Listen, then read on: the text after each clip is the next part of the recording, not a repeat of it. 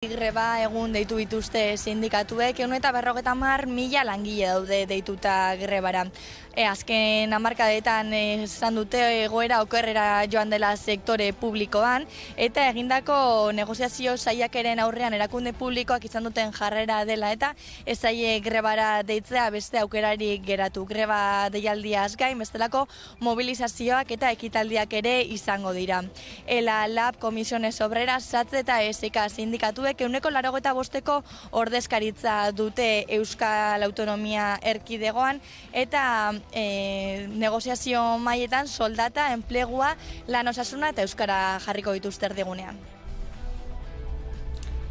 ELA, LAB, Comisiones Obreras, Steilas, SATSE eta ESK sindikatuek 2 greba egun deitu dituzte Euskal Autonomia Erkidegoko sektore publikoan urriaren 25 eta abenduaren 19 lan baldintzak eta zerbitzuen kalitatea hobetzeko. 150.000 langile daude deituta eta Eusko Jaurlaritzari, Aldundiei eta udalei edos ahalmena bermatzea eta behinekotasuna 8% murriztu arte enplegua kontsolidatzea eskatzen diete. 2 greba egun deitzen dugu sektore publiko osoan. Guztira 150.000 langile publiko daude grebara deituta. Hemen gaude sindikatu guztiak salatu nahi dugu zerbitzu publikoak nabarmen egin dutela okerrera. Eta lan baldintzak ere okertzen ari direla etengabe. Sindikatuek salatu dute Euskal Autonomia Erkidegoko sektore publikoa okertu egin dela eta eremu asko zeharkatzen dituen egoera dela geroz eta privatizatuagoa dagoen sektore batean.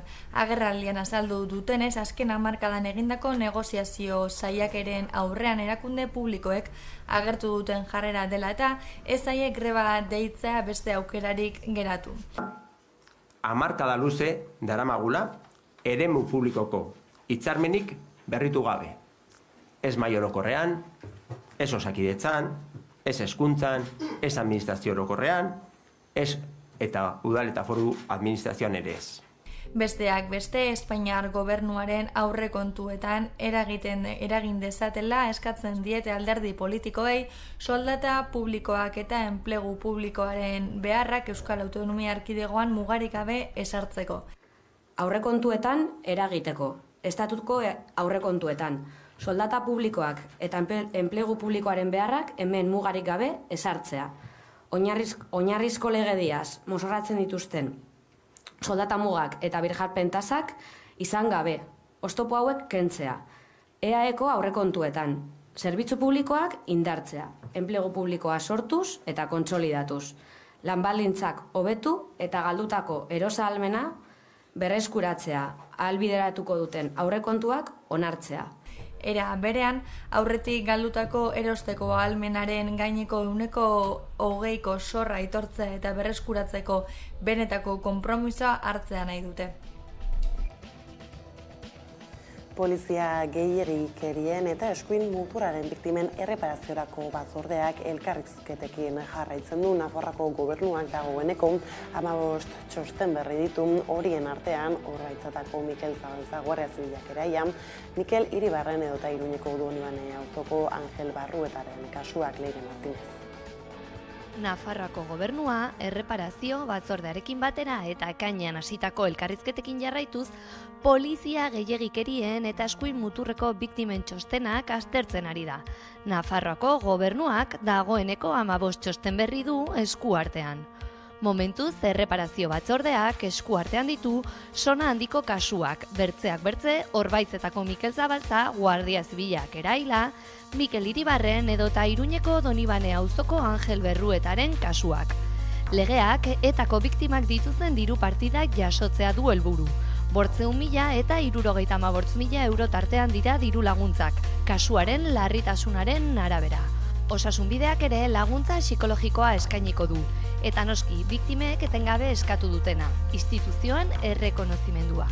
Orain arte, 38 tramitatu dituzten espedienteak, baina hilabeteak pasatu aintzin gehiago izanen omen dira. 50 bat familiek tramiteak hasi edota nahi adierazi dutela errandu Ana Oio kontseilariak irrati kate batean.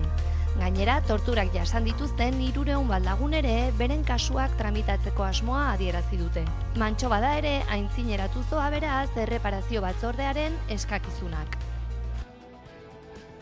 Ikusten gabiltzanez urte politikoa hasia dute dagoeneko Hego Euskal Herriko erakunde eta alderdi politiko guztiek hasiera hori ordezkatu zuen iragan ostegunean Eusko Legebiltzarrean egin zuten politika orokorrerako osoko bilkurak. Ostiralean ordea alderdien adierazpenak ez zireneten.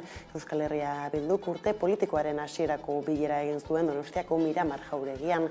Bertan Nerea Kortajarena Euskal Herria Bilduren Eusko Legebiltzarreko amailean kritikoa azaldu zen Iñigo Urkullu Eusko Jaurlaritzako lehendakariaren agintaldiarekin eta adierazi zuenez lehendakariak eta Jaurlaritzak ez dute misiorik, bisiorik, ez da ambiziorik ere. Adierazpen okala Euskal Herria Bilduko mahai politikoak ohiko bilera egin du goiz honetan Donostiako bere egoitzan eta jarrian modu honetan agertu da Arnaldo Otegi koordinatzaile nagusia Hedabideen aurrera azaroaren 18ko manifestazio nazionalerako deia egin ez zentzun.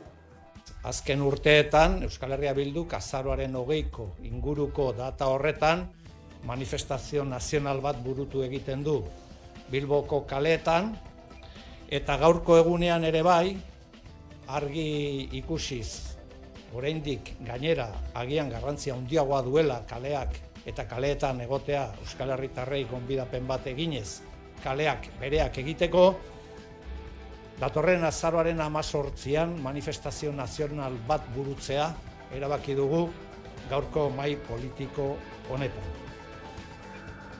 Aldiz, EAJko presidente Andoni Ortuzar eta Carles Puigdemont erbestan dagoen Kataluniako Generalitateko presidente ohiak Waterloon batzartu ziren ostiralean. EAJaren eta Juntzen arteko harremanak estutzeko ez da uztailaren 23ko hauteskundeek Espainiako estatuan utzi duten egoera politikoa aztertzeko bilera izan zen EAJak jakitera eman zuenez. Goiz honetan berriz, Mireia Zarate Euskadi buru batzarraren idazkariak eta Julen Antoñana herriko kideak 57. alderdi eguna aurkeztu dute. EAJak iraileko azken igandean ospatuko du, foruman batzen gaituen eguna lelopean. Adierazi dutenez, aldarrikatuko dute EAJ indartsua behar dela, Eusko Alderdi Jeltzale batua, ondo kokatua Euskadiko taula politikoan, baina baita ere estatuan eta Europan. Izan ere, jeltzaleen iritziz garai politiko esanguratsuak dira adi.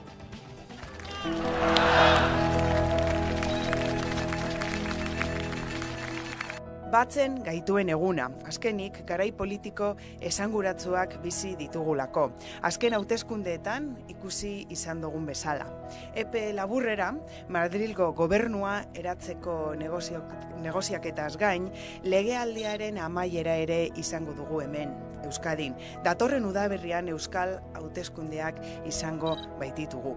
Jokoan egongo dira orduan, Euskadiren etorkizunerako eta euskal gizartearentzat benetan garrantzitsuak eta gure ongizaterako benetan esanguratsuak diren gauzak.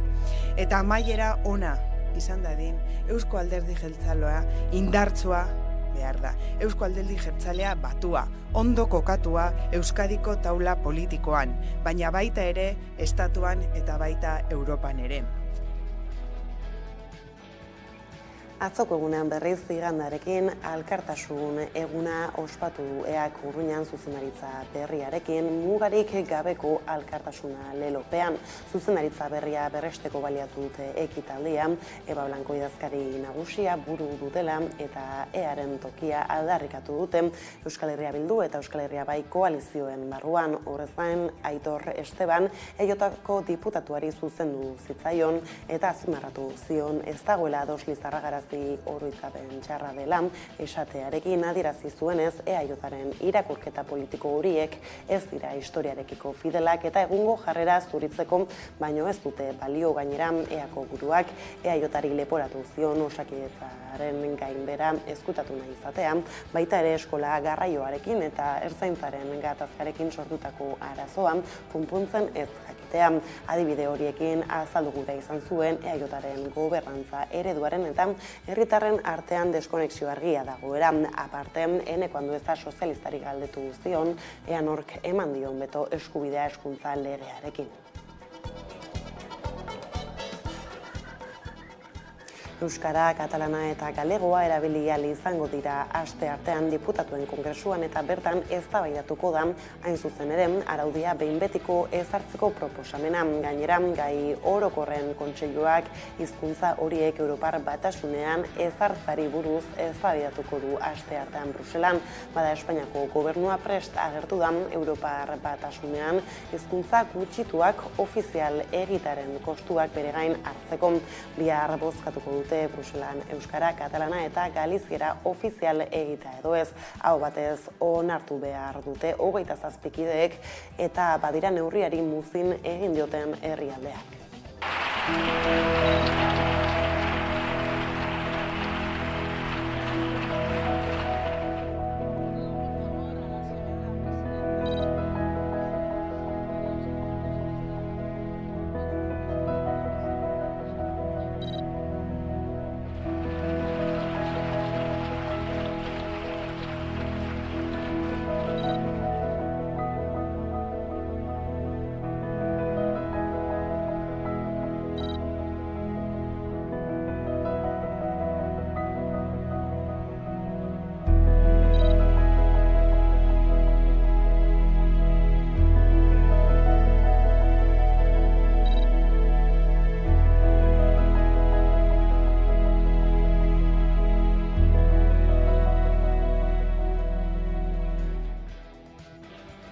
Biharko bozketaren esperoan gaiz aldatuko dugu. Orain izan ere keinuen alardea izan da aurtengo alardea. Inoiz baino babes handiagoa izan du eta testuinguru horretan Jaizkibel konpainiak balorazio positiboa egin du. Halere, Jaizkibelen naiz alarde baztertzailearen aldeko keinuak egitea ez zaie neutrala iruditzen eta horren aurrean konponbidearen aldeko estrategia bat eskatu du konpainiak. Hain zuzen ere, Hondarribiko alkatari eskatu diote betorik gabeko elkarrizketa mahai bat eratzeko abendua baino lehen. Udane Arbeok azalduko digu. Aurtengo Hondarribiko alardea keinuen alardea izan da. Jaizkibel konpainiaren aldeko inoiz baino keinu gehiago izan dira. Malorin, orain ez Mila pertsona inguruk desfilatu dute Jaizkibelekin eta kaleak ere desfile parekidaren aldeko keinuz eta txaloz beteta egon dira. Aurten gainera Gernikako arbolatik atera dira aurrenekoz, urteak zeramatzatenean handik abiatzeko eskatzen. Batzuek ekidin nahi dute elkarri babes adierazteko eta elkarrekin ospatzeko espazioak sortzea, baina argi dago Hondarribitar askoren nahia dela jaiak elkarrekin ospatzea. Ildo horretan aurten Hondarribiko udalak izan duen jarrera eskertu nahi izan dute. Udal gobernuko kidek eta alkateak harrera egin baitie lehenengoz, eta nabarmendu dute elkarbizitza espazio hori sortzea zailago izango litzatekeela udalak aurten egindako keinuengatik ez balitz. Hori bai Jaizkibelen naiz alarde baztertzailearen aldeko keinuak egitea ez zaie neutrala iruditzen. Hain justu alkateak bi desfilak agurtu zituen. Horren aurrean Hondarribiko udaltzein bestelako instituziei eskatu diete konponbidearen aldeko estrategia argi bat adierazi dezatela hurrengo hilabeteetan. Era berean, alkateari eskatzen diogu elkarrizketa mahai bat bideratu dezala abendua baino lehen. Inongo betorik onartu gabe. Jaizkibelek esan du eragileren batek ez badu mahai horretan eseri nahi gainerakoak hasiko direla konponbidearen aldeko prozesuari forma ematen. Bestalde Hondarribia berdintasun hiria sarien izandako boikota salatu dute irmoki. Izan ere eragileren batek sarrera guztiak aurrez hartu zituen, aretoa hutsik uzteko asmoz. Dena denateak irekitza lortu eta kanpoan zegoen jendea sartu zen. Argi dago batzuek duten arazoa berdintasunarekin dela. Bai eta beste herri batzuetako alardeak bizi berritu eta eraberritzeko prozesuei ikusgarritasuna ematearekin ere. Horiek ala Jaizkibelek esan du herritar guztiek ospatuko duten alarde parekidari ateak zabaltzeko garaia badela.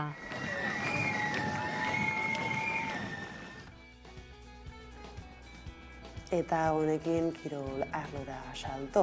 Euskal Herrian mendiarekiko afizioa ez da makala jakina denez eta trail lasterketak areagotuz doaz. Asteburuan 3 txikiak lasterketaren bigarren edizioa izan da. Justu Urko Oiz eta Eguarbitzan batzen dituena. 42 kilometro 2000 metro positiboko desnibelarekin Irati Jarza.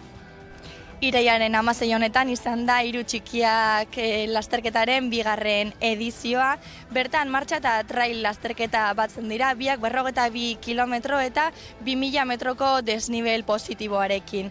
Arta Raimendi taldeko 3 pertsonen artean sortu zuten eta voluntario lanetan osatzen dute ekitaldia non Urko, Oiz eta Eguarbitza batzen dituen.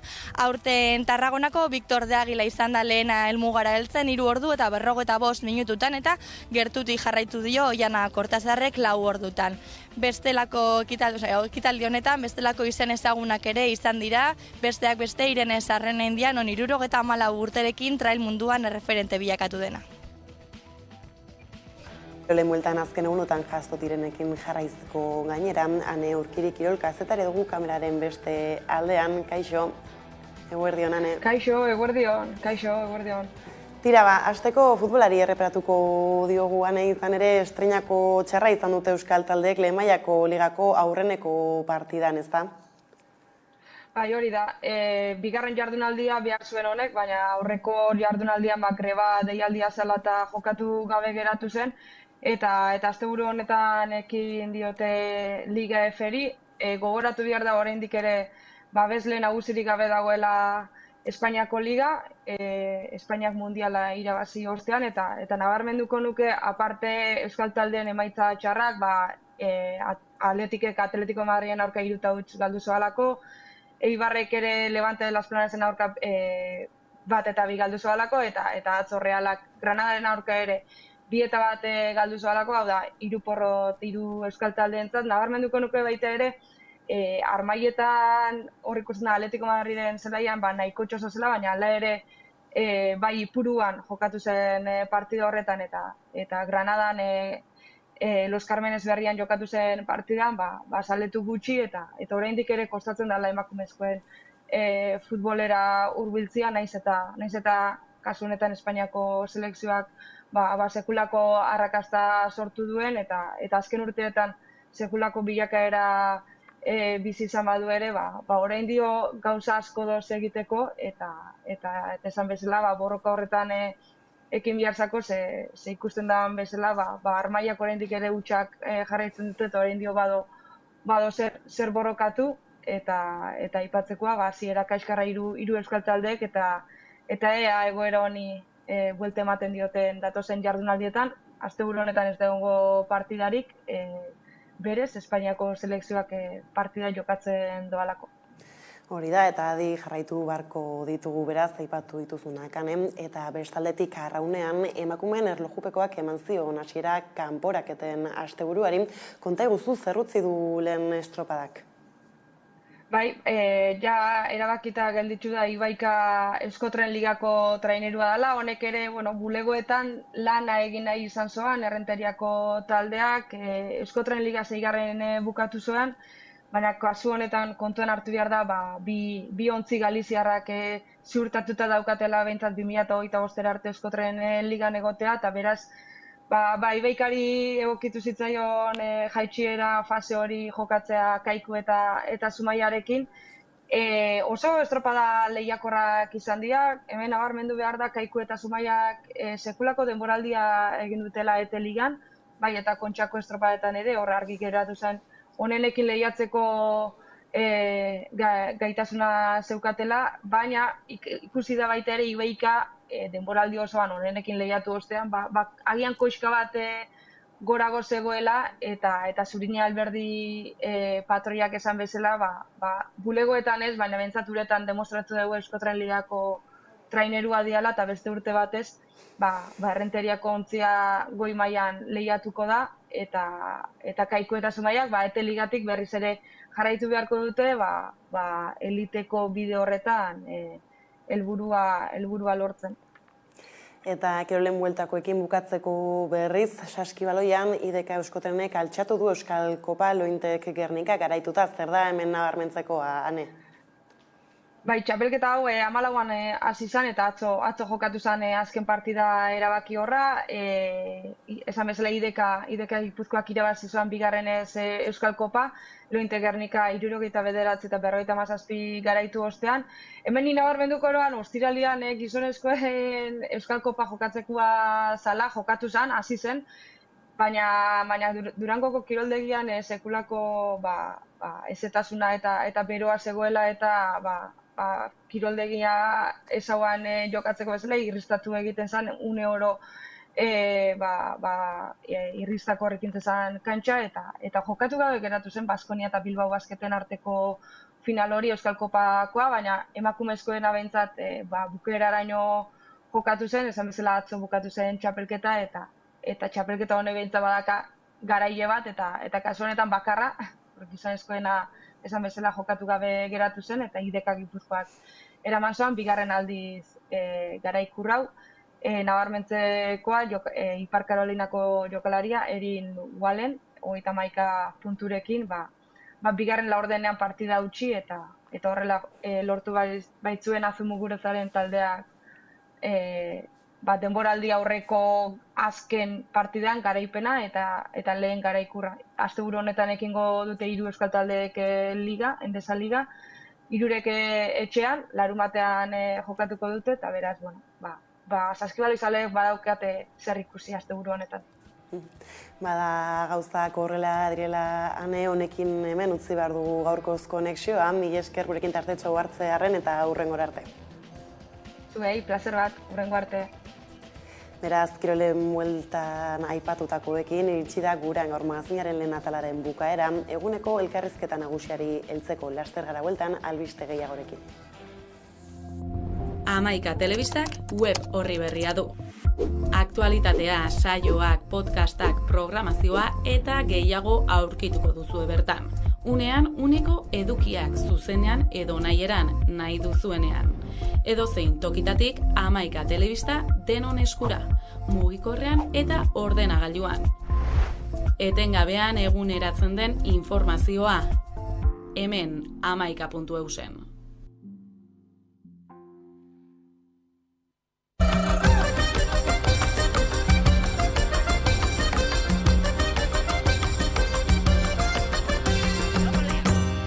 Saioari edo pixkat izenburu bat bilatu nahian amatasunaren boterera aldatzaia edo jarri dugu. Alduntze eta eraldaketarako aukera gisa bizi du amatasuna, Lorea Luzea Diazek.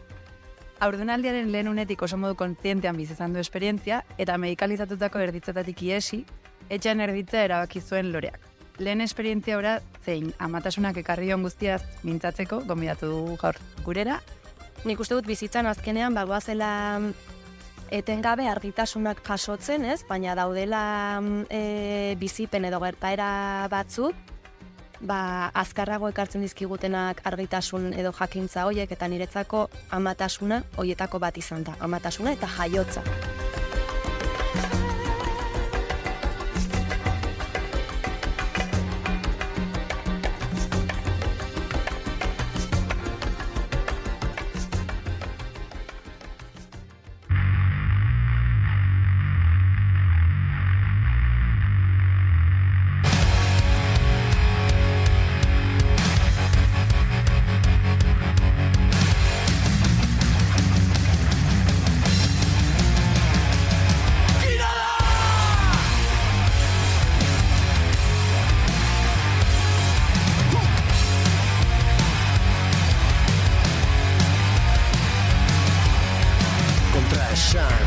Konstante batzuen biktima izango alnaiz bizitza osoan. Estimulu iraunkorretan egonkortutako nerbiok geldia zinan naiz. Kirala zainetan ezinekin norberak nahi duena. Burua galduta edukitzea jalan azkatuta.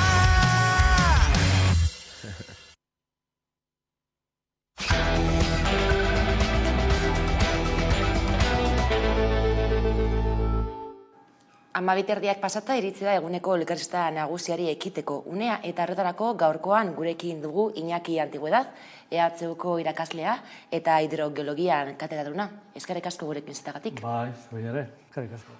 Bueno, ekaitzak eta zaparrada gogorrak izan dira berriro albiste gurean, ohikoak ez direnaz gainera garaiotan, ez da?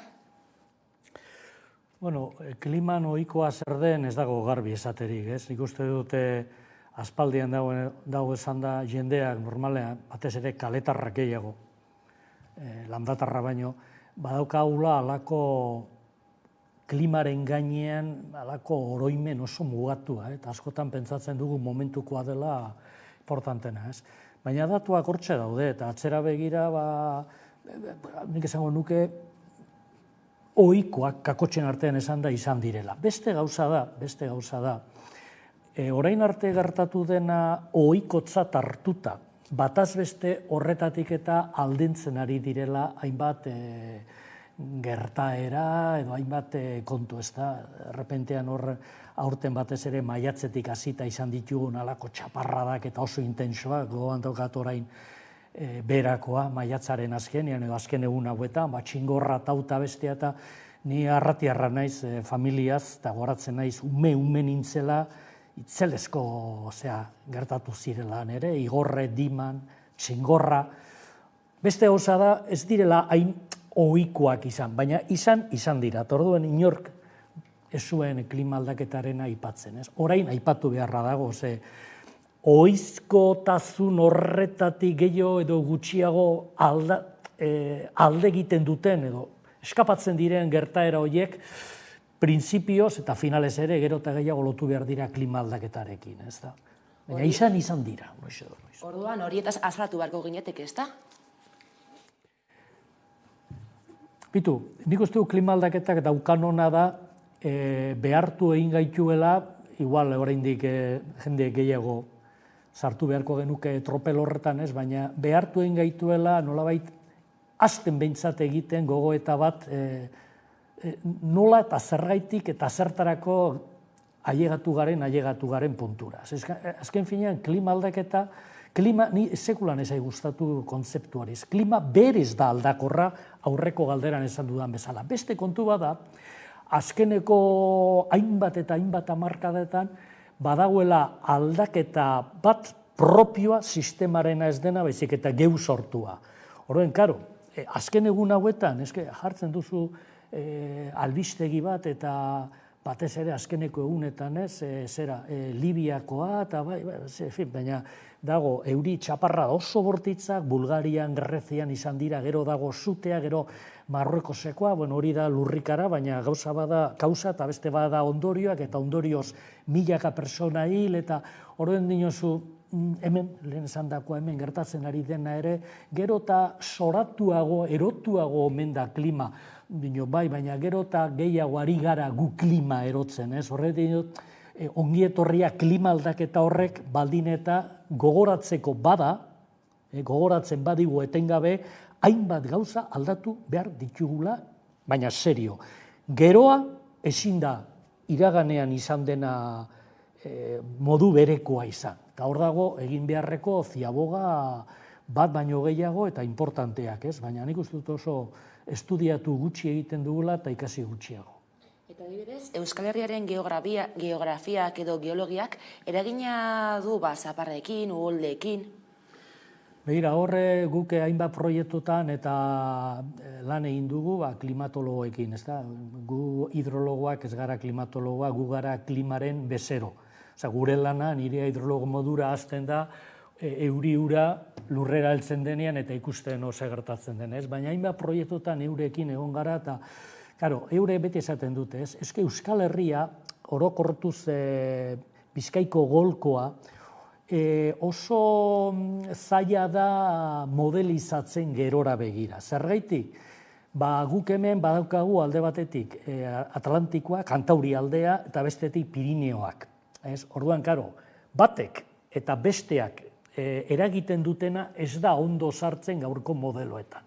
Hau da, badira beste leku batzutan, nolabait kakotxen artean beti ere errezagoak direnak modelizatzen. Alde horretatik, Euskal Herritik atara barik ere, ez da berdin Bizkaia eta Gipuzkoa, edo Bidaso aldea Nafarroan, edo esate baterako Erriber aldea. Orduan, bakoitza baditu bere zer propioak, nolabait fenomeno meteorologikoei begira, ez da? Orduan, egia da, batez ere, orain gauden lekuan, isuri alde honetan, Kantauri aldeko isuri aldean, gure geologiak eraginda, dauzkagu oso aran motzak eta malda handikoa. Orduan, horri gehitzen badiozu, alako txaparra da eurite oso euri jasagogorrak eta, guri tokatzen zaiguna, modu natural batean, lehendik ere, uholdeak dira. Baina, klima aldaketa hori kontutan hartuta, pentsatu behar dugu, nik esango nuke, orain arte ohiko hartu ez ditugun lehorteak, gerota ohikoagoak izango direla, eta inkluso, esango nukeni, kontu gehiago eskatuko dizkigutela lehorteek uholde baino. Lehorteak aipatu berri dituzu, nolakoa da lehorte aldien eta ur prezipitazioen arteko harremana? Printzipioz, uholde esaten dugun hori eta lehortea da ziklo hidrologikoaren muturbiak. Kasu batean oso denbora txikian, motzean eta itzelezko euri-ur volumenak datoz, intensidade handia, orain koloretan ikasi dugu ipintzen, alertak eta bestea, eta beste muturrean da, lehortea. Lehortea definitzea ez da hain erresa, badagoz lehorte batzuk, esate baterako. Hainbat urtetan buruan daukat oraini, tokatu zitzaidalako proiektu baten eta gai horri eutzi egin geniolako 2005ko udazkena lehorra izan zen eta baserritarrek eta abeltzainek eta kexu azaldu ziren, xukaten belarrik eta, baina hirietan ez zegoen arazorik. Zergatik, udaberrian eko euritsua izan zen, urtegiak beteta zeuden arazorik ez. Horren, ez da berdin sentitzen lehortea, hau da, ur falta edo eskazia hori etxeko iturrian, edota animaliak edo dauzkasunean edo ez da gitzer, edo, orduan lehortearen kontzeptua, baina bitu, bada diferentzia importante bat.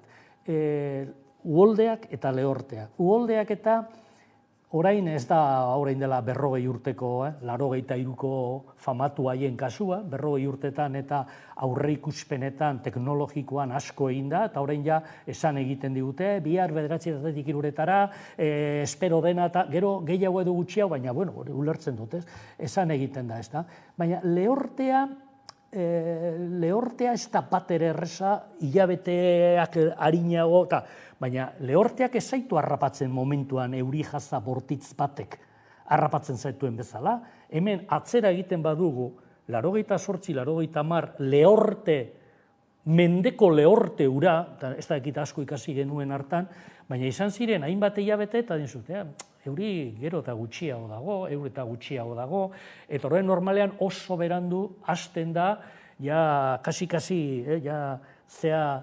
kanpaia jotzeko dagoen momentuan orduan hasten da askotan alternatiba bilatzen, ez? Hor nago pentsatzen, esate baterako Urdaibaikoa, pasaden urtekoa, oso udazken eta udazken lehorrak izan direla, ez? Orduan badirudi batzutan, eurien esperoan, ari garela etorriko da, eta nik uste dut ez gaudela bate prestatuta lehortetarako, ez da? Eta lehorteak, uholdeak ez bezala, uholdeak harrapatzen ditu erreka inguruko, baina lehorteak espazioan dana hartzen du, eta denbora luzean, eta kalteak bestera bateko kalteak dira, ez dira hildakoak, baina bestera bateko, ez? Eta nik uste dut, oraindik ez dugu asumidu plangintzari begira, lehorteak ere hasi behar dira ganoraz, lehorte izelan aurregin ganoraz planifikatzen, eta hor ez da bakarri ura euki, da ur kultura eta zeteno gara uraren konsumitzaile.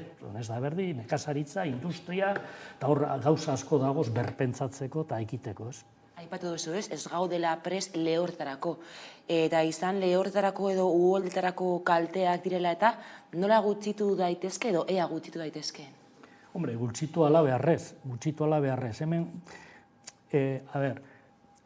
euri txaparra daundirik ez badago, ez dago uholderik. Karo, baina uholdea gertatzen denean eta uholdeaz hitz egiten hasten garenean, normalean zentratu egiten gara kaltetan. Eta zentratu egiten gara errekan, edo ibaian. Ibaia da, ibaiko urak dira ubidetik edo atara direnak eta kaltea sortu dutenak, eta dinzu, keto parau, kultura gehiago behar dugu. Ez dago erlazio zuzenik gauzaren larritasuna, hau da, euri jasa oso bortitzak eta ez dute zertan efektu edo kalte ekonomiko edo personena, izarrezanik ez, bera eman behar, eta behira, gaur irrati batean egon naiz eta jarri dute adibidea, ez da, eta da, orain dela hainbat urte, halako mainguru baten egon nintzen Margarita Martinekin. Margarita Martin da AEMETek, hau da, Agencia Estatal, Holanda, de Meteorologia, Igeldon daukan zentru historiko baten zuzendaria. Bera bere garaian egin zuen azterketa bat Urumea ibaian. Ze Urumea da, guretzat Nerbio Ibaizabal dena, Bilbotik ikusita, Donostian eta zer esanik ez Urumea. Eta berak esaten zuen, berak orain dela 15 bat urte edo egin zuen lana, eta seguru nago orain egitekotan argiago atarako zuela ondori hori. Berak esaten zuen, orain, uholdeak gertatzen dira hemen, tarte honetan, orain dela 60 urte gertatzen ziren euriko puru erdiarekin. Esan nahi dut, orain euriko puru txikiagoa kalte gehiago. Horregatik erlazioa ez dena zuzena. Zergatik, euria egiten duenean, eta jende askori kosta egiten zaio ulertzea, euria fuerte egiten duenean, ez duela bakarri fuerte egiten errekaren gainean, ibaiaren gainean, lurralde osoan egiten duela. Orduan, arazoa zein da, funtzean. Eta horri normalean ez zaio eusten. Takin izeze arazo dauzkagu horri eusteko, baina da, zergaitik orain txaparra daundiak direnetan, zergaitik hain harin, hain denbora motzean, hainbeste ur volumen bildu errekara. Ze, karo, gero berago erreka da, errekako ura. Eta horren jendea erreka daukarazo. Baina ez da errekaren gainean egin duen euria. Da, zergaitik erreka horretara joa ailegatzen dira hain harin, hainbeste ur volumen handi. Hori da arazoa. Beraz, Bilboko uholdeak, zelan ebitatu, gauza batzuk ezin dira, zelan gutxitu, zelan arildu kalteak, hasi begiratzen, hortik gora, ibai arro esaten den hori, erderazko kuenka fluvial, nik atekesi garaian ikasi nuen, eta gero normalean jendea ez dio kasu handirik egiten, planifikazioan ere, izan ere daukagun utzunerik handiena esango nukeni, dala ez dugula lurraldea ikuspegi hidrologiko batetik planifikatzen. Basoa bera ez da planifikatzen, plantazioa baso landaketa zari naiz, ez da planteatu ere egiten uraren edo ur kontuetan horrek eukidezaken ondorioa. Eta karo, gero euria datoz, eta ez oparkatu, hau dana, zuretxea isorratu duena, hau ez zegoen haudeietan, ura hartu eta... Torduen, hori lurralde ikuspegi hori uholdena, nik uste dut kosta egiten zaio hainbat jenderi, orokorrean, horregatik nire diot, kultura gutxiago daukagula askotan, lehortetan ura baino. Urasko edo gitzi izatearen kezka da askotan, laborarien kezka bat. Osasuntzoa da Euskal Herriko uraren panorama, eta zein da argazki orokorra edo? Kazetaritzatik erresa da esatea, zein da argazkia. Eta gau, erantzun igual ez da oso diplomatikoa, baina da argazkitan uraren egoeraren osasun hori, itxaron zerrendak eta kontuan hartu gabez, argazki bat inondik inora ere ez dago. Dagoz 200.000 edo milioi bat edo 11. Euskara nik uste dut 11 baino handiagorik ez dagoela. 11 argazki. Gauza bada nekazaritza. Eta gau, nekazaritzan hor badago, eta nik uste dut hori ere ez dela onio gure mailetara heldu, baina Europan esate baterako aspaldian ari dira kontuan hartzen 3 elementu giltzarri direnak gizarte edo jendarte baten nolabait osasunean, talde bezala, komunitate bezala, eta da ura, da nekazaritza, elikagaiak, eta energia. Eta hor dago alako trilogia moduko bat, ze ura eta energia oso lotuta daude, norabide bietan, eta berdin bi hoiek eta nekazaritza. Eta hemen, hartzen duzunean sosten bat edo beste urarena, normalian energia ez da sartzen, baina gu uraren zerean erreziboan eta pagatzen dugun parte importante bat energia da.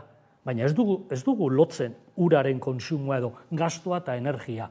Eta zer esanik ez, ura eta nekazaritza, edo nekazaritza eta energia. Horren askotan, baserritarre baino nekazarie ja beste eskala bateko zea dutenek eta ja lehortea igartzen hasten denean, batzutan egiten duten galdera izaten da, ura behar dut. nondik? Eta hain bueno, hori momentuko kontua bada, baina igual berandu da planteatzeko alternatiba. Baina egoera normaletan, ez ura onaino daukagunean edo dan hasiku dauenean, egoera normaletan pentsatu eta berpentsatu egin behar da, zelan egin aurre klima aldaketaren kontestu honetan, eta alabeharrez lehen esan bezala klima aldaketak eskatu ez, exigitu egiten dizkigun transizio nahi duzuna hoien eskeman, zelan planteatu behar diren politika eraginkorrak lurraldetik abiatuta, bai kasu batean eta bai bestean. Eta koiunturala ez dena baizik eta ikuspegi nolabait perspektiba zabal batetik, kontua ez da nondik hartuko dugu datozen eszenatoki lehorragoetan ura nekazaritzarako. Hori baino lehenago jakin behar da, eta ni nahi nuke jakin, eta askotan ez da erresa topatzea erantzuna, ez da du. Zer produzitzen dugun euskal lurraldetan eta nori begira produzitzen dugun. Ze, lehenguan irakurri nuen estatu mailan, balio dezake Nafarroan eta Araban ere, bataz beste, baina ez Bizkaian eta Gipuzkoa sarresanik ez, esaten zuten, Espainia mailan eta igual konsumitzen den ur guztiaren 80% pasatxo edo nekazaritzara doa. Beraz, nekazaritza mugarria da lehorteari begira. Baina dienzu, bale, baina ur hori erabilita neko produkzio handia dago elikagaietan, bale, urrengo datua. Elikagai hoietatik eta zenbat eramaten dira Erte Europara. Hau da, ez da bakarri zenbat ur behar duzun ez dakizea produzitzeko, baizik eta gero nora doan hori. Horren hor, planteamentu bat egin beharko zen eta transizio bat alabeharrez eman behar da horretan, beti ere ura, energia eta nekazaritza kontutan hartuta transizio bat, esatezu. Ezin dugu produzitzen egon ur konsumo handiko elikagaiak, gero, euri asko daukate lekuetara saltzeko, merkatuak aginduta. Merkatuak aginduta ez gara zulotik atarako. Orduan, deno dakigu gure elikagaien kostu importantenetariko bat energetikoa da garraioa. Hartu dugu eskubide bezala, gozaltzea, ez dakin nondi datozen produktuetatik, bueno, a ber, 0 kilometroaren filosofia hori sakonagoa da hori baino, ez? Zan edute... berpentsatzeko bauzkagu hainbat kontu. Eta zuek lagundu behar duzu, eta? Eta zentzu horretan zer relazio egiten duzu Euskal Herrian ura kudeatzeko moduaz? Hor ere argazki bat baino gehiago dago. Askotan esaten da, hemen bauzkagu hainbat partzuergo, ez? Eta badira ere partzuergotan sartuta ez dauden hainbat udalerri propio kudeatzen dutenak urak, eta handia gainera leku batzutan. Orduan, abia puntua, ez da argazki bakarra horre ere ez. Gu esan nahi du, gu ikerketatik ere ari gara begiratzen, eta gu oso aldekoa gara, gerora begira ura estrategikoa, orain ere bada, baina gehiago izango da. Orduan, ezin da uraren ikuspegitik eta esan lasai, bauzkagu urtegi handiak Kasakriston eta handik ekarriko dugu ura, lasai. Teknologia eta inbertsio kontua da. Ez du berdin erantzungo Zadorra sistema, Bilbon egon da, ez du berdin erantzungo, edo ez du berdin erantzun pasaden urtean, beteta, neko beteta egon denean, edo 88-90 arazoa Zadorran egon zen Bizkaitik ikusita ere. Eta herri txikiek ez zuten arazorik izan, euren kaptazioa zeuzkaten. Orain herri txikiek izan zuten batez ere Urdaibain arazoa. Orduan, bai egoera bat, bai bestea, bai tartekoak eta gero eta ohikoagoak izan daitezke gerora begira. Orduan, bada gauza bat importantea kudeaketa aldetik, eta da, zenbat eta kudeaketa etxetik gertuago hasi, hain zuzen ere udaletatik, orduan eta orain esaten den bezala erresilienteago izango gara.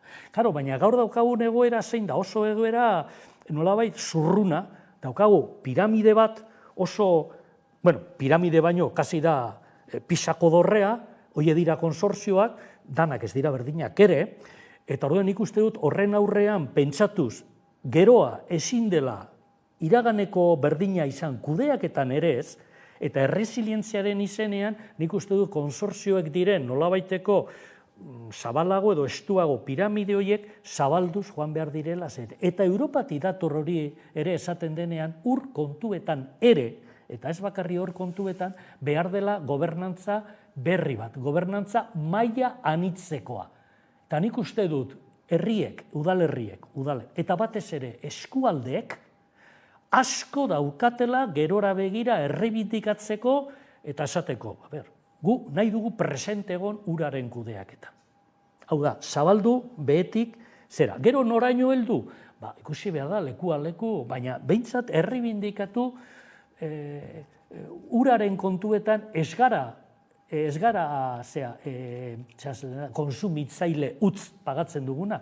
Ura, edo energia, edo elikagaiak, hoietan konsumitzailea baino gu izan behar gara, errebindikatu behar dugu, eskubide, giza eskubidea horren gaineko kontrol bat izateko.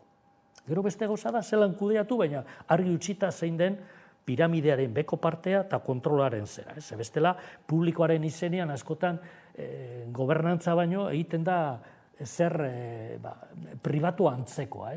Eta urarekin, energiarekin eta elikagaiekin, triunbiratu edo trilogia horren elementuekin, hankasgora aldatu behar da gaur dauzkagun filosofia asko, ez da?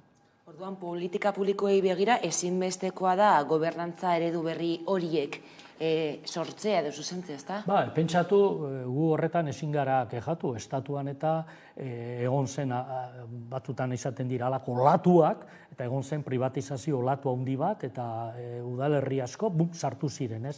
Hemen hegoaldean behintzat, nik okerrespanago lan ezaguna behintzat, eskala aldetik eta Gasteizen, garai baten, alderdi popularra zegoelan gobernuan, egon zen saiakera bat ere sartzeko privatizazio bide hortan, Anbisa dela Arabako konsortzioa, ez da? Eta, neko zea egon zen, eta, hor automatikoan, ez? Baina, gure konsortzioak dana dira berez publiko. Ze dira, udal batzarretan oinarritutako, ez? Zer eta udaletako agintaritzan oinarritutako piramidea edo. Baina, kontua da, zea azten zarenean, erreska egiten azten zarenean, berez pribatu edo publiko itxura duen guztia praktikan ez da hain publiko. Eta ikustea baino ez dago, berez juridikoan antzeko ente diren partzuergoen artean, batzuk eta besteak ez daukate zerrikusia handirik, batez ere, azpi kontratazioetan. Orduan hor dago mundu bat, publiko eta pribatu batzutan izan daiteke abia puntu bat debate batean, baina ni publikoa naiz esateak ez du gauza handirik ezan nahi, gaur-gaurkoz. Ez bazarazten kapaz-kapa ikusten. Eta nik uste dut hori, udalek exigitu behar dutela bestelako gobernantza. Baina bestelakoa, behetik hasita, eskualdetatik batez ere hasita, eta nolabaiteko implikazioa erabakietan. Naizta, denbora baten izango diren konsortzioak, igual bizitza osoan, baina gehiago zabaldu behetik, eta konpromiso gehiago hartu lokaletik, ez da? Bizitzaren zentroa ura da, eta krisi klimatikoaz hitz egiten dugunean, trantsizio ekosozialaz hitz egiten dugu, baina ez zaio bezainbesteko garrantzia ematen urari, kontzientzia falta dugu gizartean uraren garrantziarekiko? Ikustea baino ez dago, ni askotan, azerratu, pasatu zaila denbora azarre egoteko ez da, baina batzutan lako minuta edo sentitzen naiz, ze, hemen kristo guztiak esaten du, klima aldaketari aurre egiteko, transizioa, eta ez dakizu ondo transizioa zer den, ze zaila da, edo ezina batzutan ikustea, zeri egiten zaion uko, benetako transizio bat, zer da aldatu behar. Eta horren kontua zer abitu. Klima aldaketa kontuan badagoz parte bi. Txanpon bereko aldeak, baina batzutan, gauza bada, klima aldaketari aurre egiteko arindu egin behar dugu. Eta hori da, erderaz, inglesez mitigation, mitigazion, euskaraz, arintzea, hau da. Eta hortara datoz, zer guztiak eta gazen emisioak eta murrizteko, da karbonoa da horra ardatza. Zelan murriztu, eta gainean erritmo handi baten, abiadura handiz, zera. Claro, baina gero badago beste bigarren kontzeptu bat, txanpon horreta, eta da, berez klima aldaketa martzan dago. Eta derrepentean bihar goizean danak ekologista bagina ere gizarte modura eta koherentziazko ekologismoa eta hainbat hamarkadaetan egongo gara sufritzen lehen datorrena.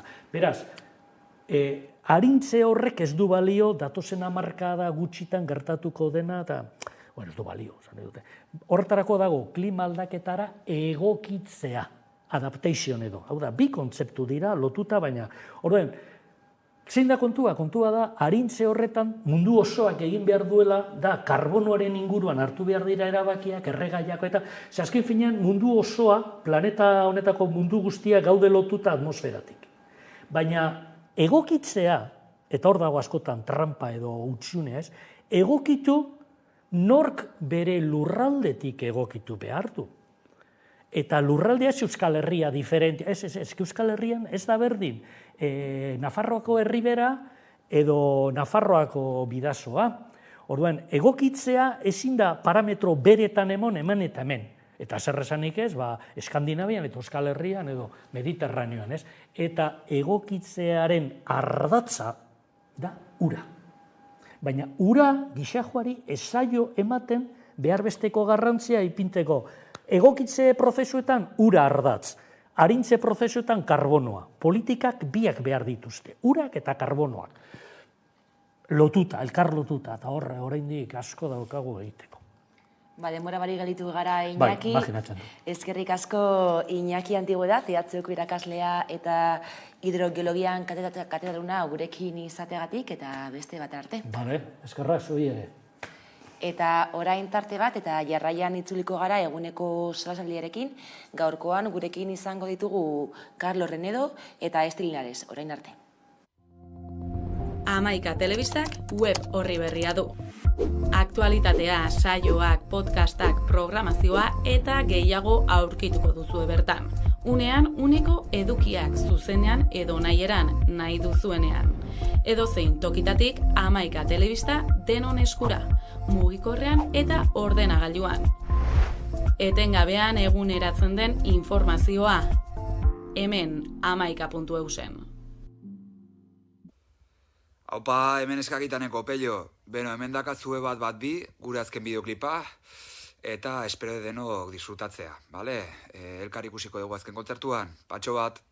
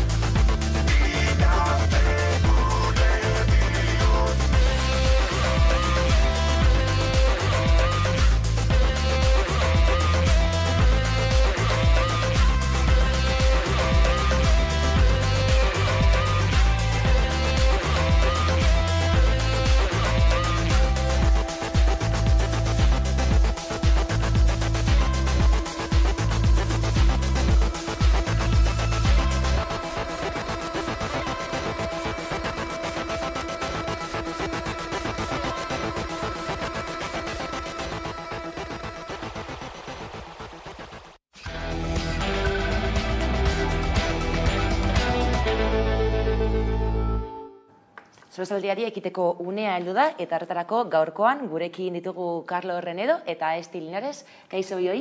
Eguerdion.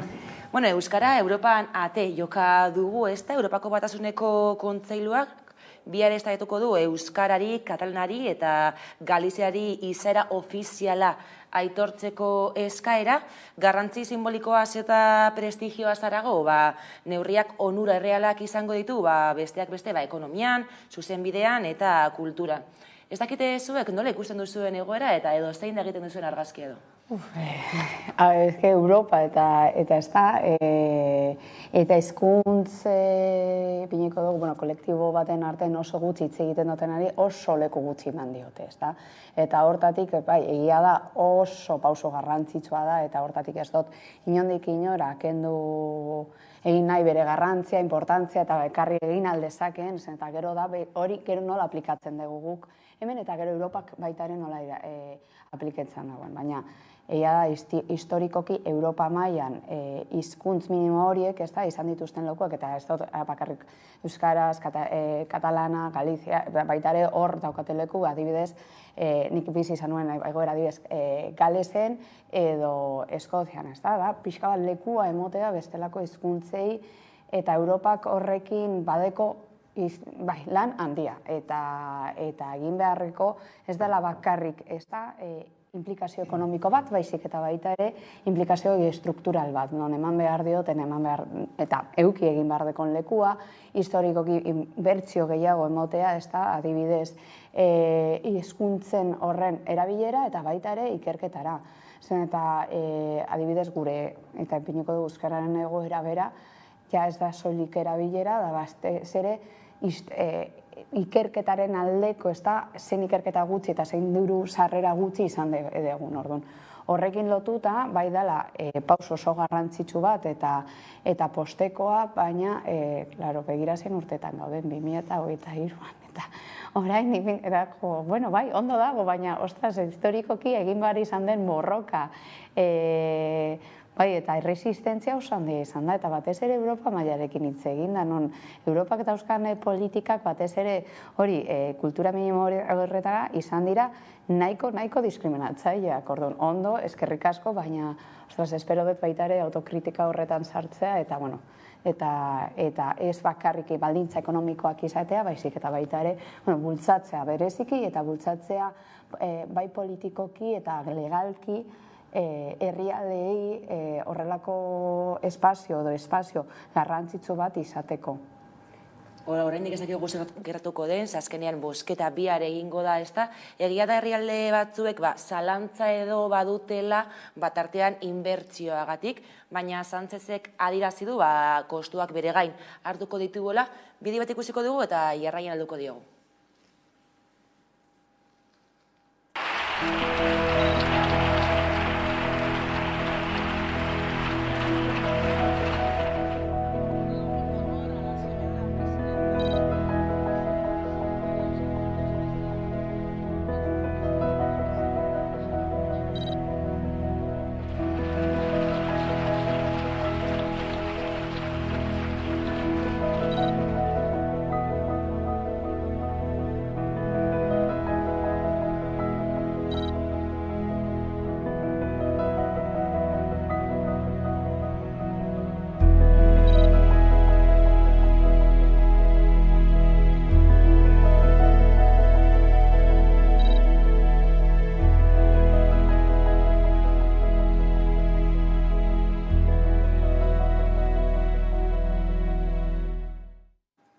Ikusi dugu, ez da? Badago, ikusteko dago bihar zer gertatzen den, hau batez onartu beharko dute, baina Sánchezek hor utzi du aukera, ez? Berak bere gain hartuko duela gastua.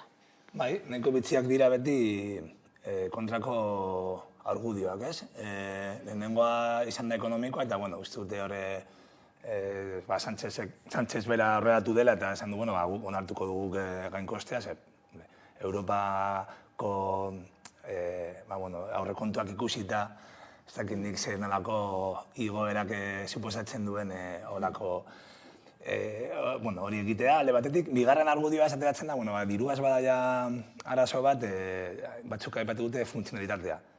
Zango oso funtzionala ez, erabiltzea beste hizkuntz bat, tendentzia esan behar dela, gero eta hizkuntz gutxiago erabiltzea, funtzionago izateko. Nahiko bitzia ez, errespetuen aldetik eta gero gaur egun ez, gauden urtean, erreza dela funtzionatzea etxulpen automatikoarekin, eta horrela, eta gero janteratzen da, hirugarren argudioa dela benetan, politikoa dena, herrialde batzuk izan dutena. Ja, baina onartzen badugu euskara, galegoa eta katalana hizkuntzume moduan, orduan, gure herrialdean dauden beste hizkuntzoi minizatuak ere izan behar dira, orduan, zer dago atzean? Gero dago erabaki politiko bat, ez? Badaude herrialde batzuk dira zentralistak, eta, aski ezagutzen dugu euskaldunek ez, Frantziaren eta Espainiaren jokabide politikoa, eta, tendentzia dela baztertzea ez bakarrik hizkuntzak eta bestelako espresio kulturalak, eta nagusitzea bakarrik espresio hegemonikoa edo zentrala dena, kasu honetan, edo gaztelera, edo frantsesa, edo, gertatu diren beste herrialdeak, Finland eta bar ere bai, kezka horrekin. Eta ez dut hor dagoela ezaida politikoa.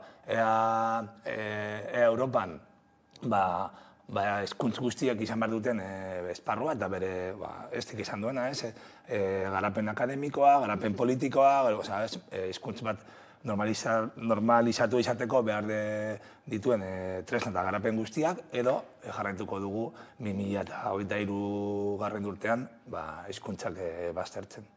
Gainera, Sánchezek iragarpen hori egin du investiduraren atarian, ez da? Bai, justo, Carlosi entzuterakoan, ez da, nik justo nire lehenengo pentsamendua izan da, badirudi orain Sánchez dela hizkuntza minimoen, edo gutxi ezen, guk hartuko, nola nabaritzen den, zer dagoen oso hurbil, ez da?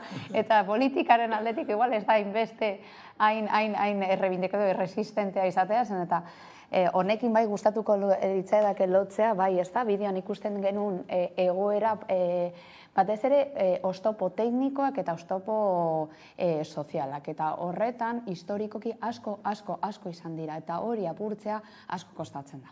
Orduan, batzutan ez da, sentsazioa deko batez ere gobernu horretan, esaten dituztela hainbat ekimen, botatzen dituztela hainbat ekimen, baina gero errealitatean hori nola, ez da, aplikatu egingo diren, nola permeabilizatu egingo diren bai gizartearen artean, eta baita, eta are gehiago, baldintza bat da, danak esatea baietz, eta hori badakite, hori ez daila horrela izango.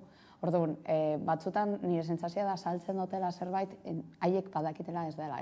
Gehiago, uste dut kontua dela gehiago, investidura hori dagoela hurbilen, edo, igual egon behar direla bestelako adostasunak, eta momentu honetan sartzen dira hainbat gauza jokoan, non hau baitare eta hor hartuko dute, ez da, azken agerraldietan, ez da, jeltzaleak egin dutena, adibidez, autogobernuarekin sartzen dutela zerbait, baina horrelako gauzak aldatzea, eta hor daude oztopo tekniko asko, oztopo sozial asko, diskriminazio handiak, non historikoki oso baldintzatuta egon direnak, eta hizkuntz gutxituak egon dira guztiz baztertuta. Eta ipin egin dizkiete, zeuzkaten oztopo legal, sozial, ekonomiko guztiak.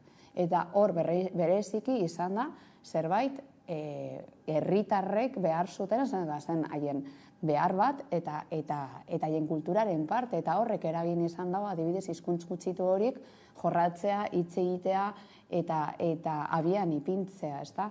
Baina, bai Europa mailatik eta Espainiako gobernutik hizkuntz gutxitu horiek izan duten lokua, eta gainera oso diskriminazatuta batez ere, eta bai egoera, eta esparru politiko, ekonomiko eta sozialetik.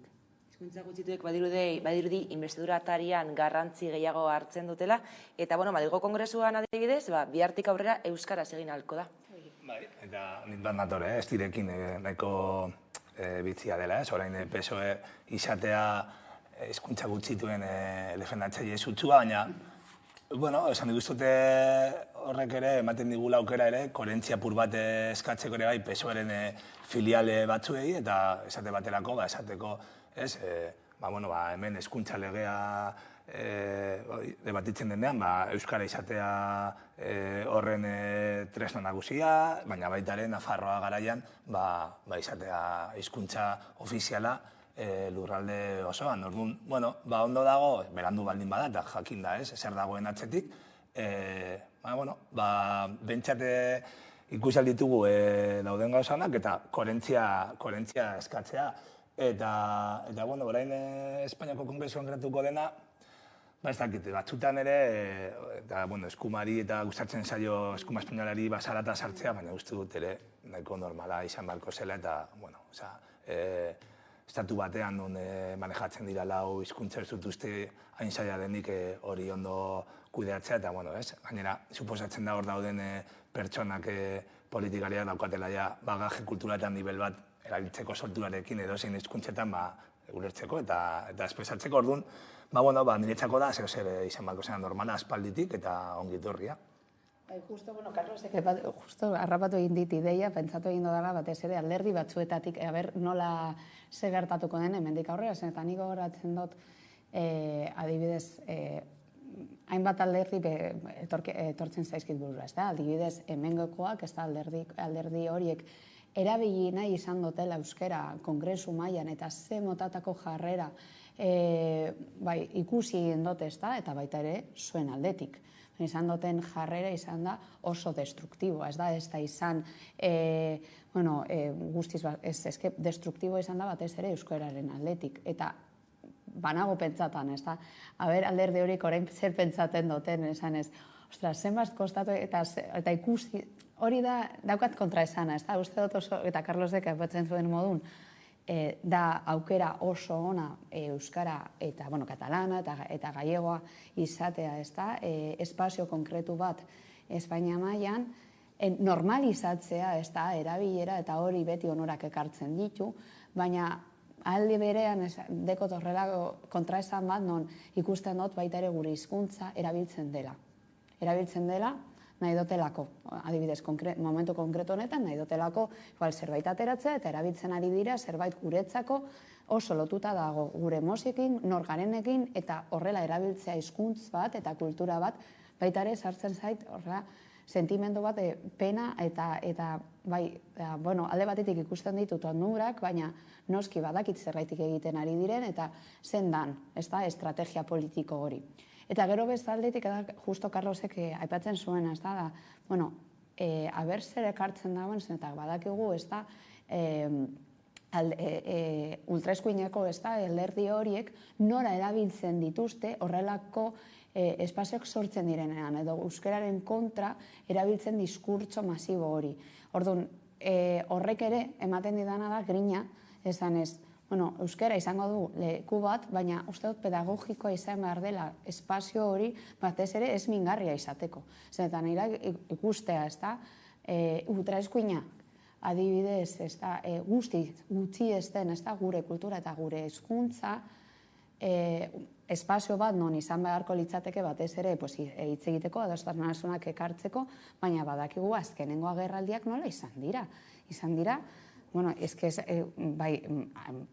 batzutan ez da, lotsagarriak batez ere ez da, hizkuntza eta diskurtsoaren aldetik eta gero hainbat jarreraren diskriminazio guztia, ez da, inondik oinera, non ez den ikusi gero, ez dakite, edo zerbait, edo aikimen bat horren kontra, ez da, edo ekintza bat horren kontra juteko orduan. Hori bai ikustekoa da, ez da. Benetan zein espazio izango duen eta nola erabiliko den, eta benetan nahi baldin bada normalizatzea, uste dut horretarako espazio oso pedagogikoa izan behar da, eta diskriminazioa jasotzen baldin badau. Edozein hizkuntzak erabiltzen dugularik, horren kontra egon behar da ekimen konkretu bat, edo ekintza konkretu bat. Bestela, hor geratzen da, eta azkenean erabiltzen, hasten gara erabiltzen, ez da, erabili izan den moduan. Bai hizkuntza eta bai gure kultura. Beste gai bati helduko diogu orain, zehazki klima larrialdia izango dugu izpide. Izan ere, ostiralean eta igandean manifestazio jendetsuak egin ziren Euskal Herrian, baita munduko hainbat lekutan ere. Izan ere, asteazkenean abiatuko da Nazio Batuen Erakundeak deitutako klima larrialdi bilera, eta gaiari heltzeko pantailaren beste aldean dugu Lorea Flores, Greenpeaceko kidea. Kaixo, Lorea? Egunon. Bueno, krisialdiaren aurkako politikak gogortzea ezinbestekoa dela adierazten duzu, ezta? Bai, hori da, ez? Gero eta argiago ikusten ari gara aldaketa klimatikoak zein inpaktu ekarri ditzakeen, ez? Ikusi dugu ze hondamendi maila sortu ditzakeen, ez? Eta batez ere hego globaleko herrialdeak ari dire eragin hauek bizitzen, eta hau gelditzeko, ez, neri buelta emateko, gobernuei eskatzen ari gara, jarraik ditzatela, neurri zurrotzak abian, behingoagatik erregai fosilak alde batera uzteko.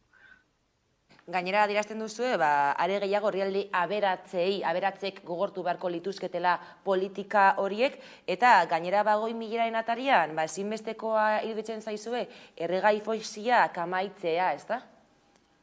Bai, hori da, ez, aldaketa klimatikoaren eragile nagusiak erregai fosilak erabiltzearen ondorioz sortutako negutegi efektuko gasak dira, eta horretaz, ez, aldarrikapen nagusia da erregai fosil hauek alde batera uztea, baina gainera hori aipatu duzun bezala, ez, erantzukizun handiagoa dugu ipar globaleko herrialdeek, ez, azkenean denbora gehiago daramatzagu, ez, emisio hauek eragiten, kopuru haitzez handiagoan eragin dugu, baina gainera gaur egunez herrialde garatu edo konsideratzen den hauetan baditugu baliabide gehiago ere, transizio energetikoa hau martxan jartzeko. Horretaz, eskakizuna bada, ez, ardura handiagoa edo neurri zorrotzagoak behintzat, eta modu azkarrago batean transizioa hau ematea ipar globaleko herrialdeetan.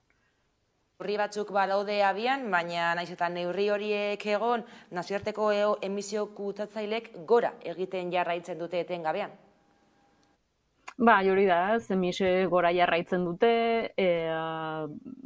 enpresa handi horiek, ez, erregai fosiletan oinarrituta egiten dutenak euren aktibitatea, hauen emisioak ere gora doaz beraien irabazi ekonomikoak bezala, eta ez, bertze eskuan dugu nola gizarte desberdinkeria, nola baliagai naturalen espropiazioa, ez, edo bertze lurraldetatik, ez, iparrobarera ekartzen dugu, eta nola aldaketa klimatikoak ere, gero eta eragin okerragoak sortzen ari den. Orduan, neurri zorrotzak behar ditugu, ez, batez ere erregai fosilei lotutako enpresa hauen egiteko modua aldatzeko, eta orokorrean ez, gure konsumo eta produkzio sistema osoa deskarbonizatzeko aldik eta laizterren. Eta Petronor enpresak eragiten dituen kalteak ere salatu dituzue, izan ere Euskal Herrian Europako findegi handienetariko bat dago martzan, Petronor alegia eta zigorrik gabe. Bai, hori da, ez, alde batetik dugu Petronor berez, ez, Euskal Autonomia Erkidego Euskal Herriko enpresa kutsatzaileena da.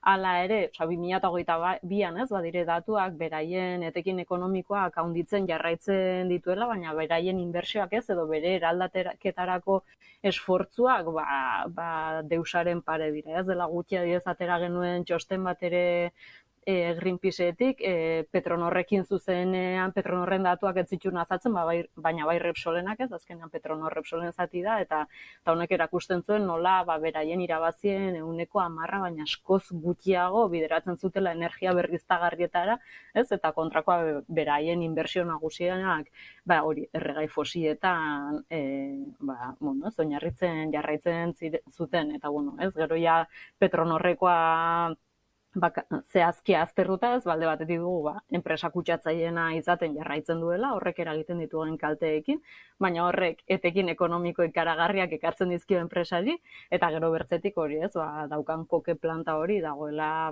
kostaldean ezarrita, kostaldeari lotutako legeak ez urratuz edo behintzat legeak duena ez du betetzen, eta horregatik ere eskatzen dugu behintzat ez itxiera planifikatu bat egiten hastea enpresa honek sortzen dituen kalte guztiengatik.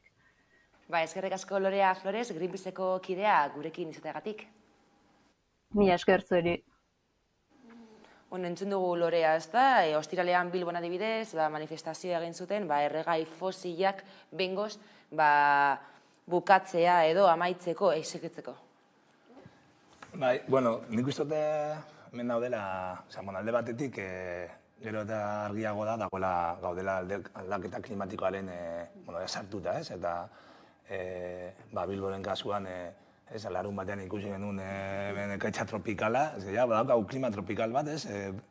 Izugarrizko beroa eta batean trombak, eta ikusi nituen denbora gutxian zenolako kalteak sortzen diren orduan. Nereak igual jarri da begira hegoaldera eta bestelako, baina etorriko dira kalte horiek, naturalak ere etorriko dira gurera orduan. Bada ere baina uste dut elementu bat hemen gertatzen dela eta gero, uste dut ere, erregai fosilekin oso lotuta dago ere bai gure ekoizpen ereduarekin, eta ekoizpen eredua dago oso lotuta gure eredu ekonomikoarekin. Orduan, honekin esan nahi dut, erronka dela, niretzako da erronka potente, hau da, nahi badugu, eskerrak duen erronka bentsat da, bestelako eredu bat jarri mai gainean, eta nola ez, kapitalismoarekin ezinezkoa da gaur egun aldatzea ekoizpen eredua. Kapitalismoak bilatzen duena da beti irabazpenak handitzea, eta hor, zalantza barik, maitu behar badu gure rekurtso natural guztiekin eta munduarekin horrekin amaituko du. Ez dago zalantzarik, orduan, aldatzen dugu ekoizpen eredua eta hortaz eredu ekonomikoa, edo ez dago aldaketarik. Eta ematen du dela erronka oso potentea, eta uste dut badela ere bai, bentsat esker aldetik erronka bat jartzeko gainean bestelako eredu bat, eta ere egitea lan ideologikoa, beste eredu horren atzean zer dagoen, kontsumo eredua, ekoizpen eredua, badira eztabaida eta plantamendu uste direla sakonak.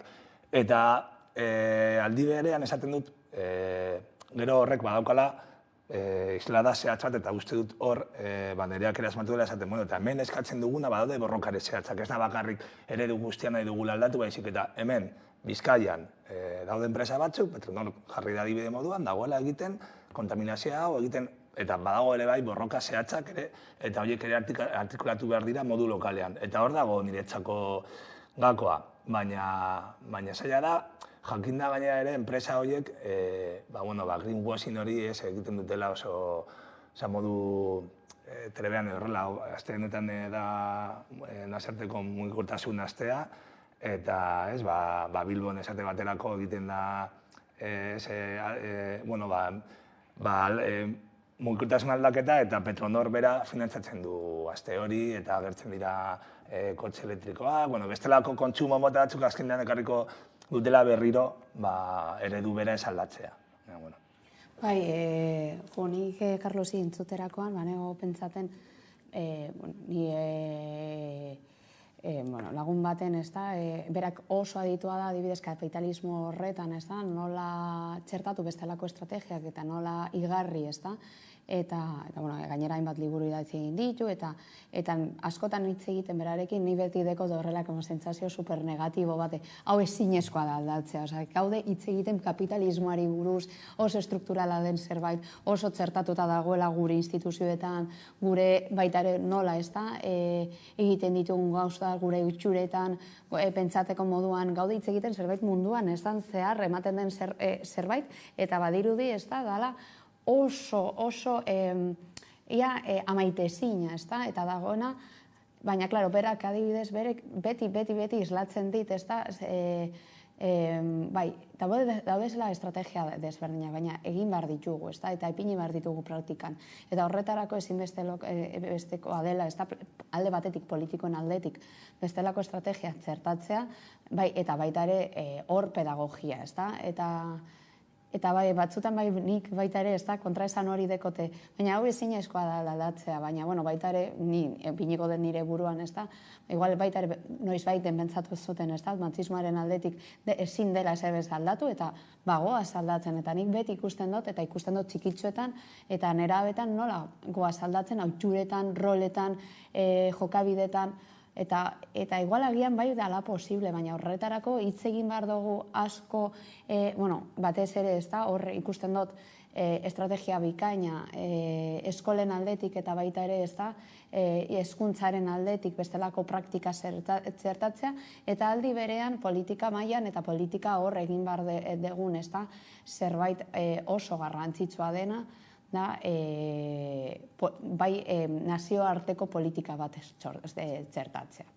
Eta ez soilik egitea, eta hor da, batez ere, eta nik bai ikusi egin da azkenengo urteetan, batez ere Europa mailan eta nazioarteko politiketan bestelako ekimenak txertatzea. Baina ekimenak ia gehienak dira ekonomikoak, hau da, zerbait, eta oso epe motza laburrekoak. Eta ez goaz, Carlosek aipatzen zuen moduan, benetan, estrukturalki aldatu egin behar den zerbait. Eta da, ekoizmen eroidua eta baita ere ekonomia eredua dekogun. Eta horri buruz oso gutxi hitz egiten da.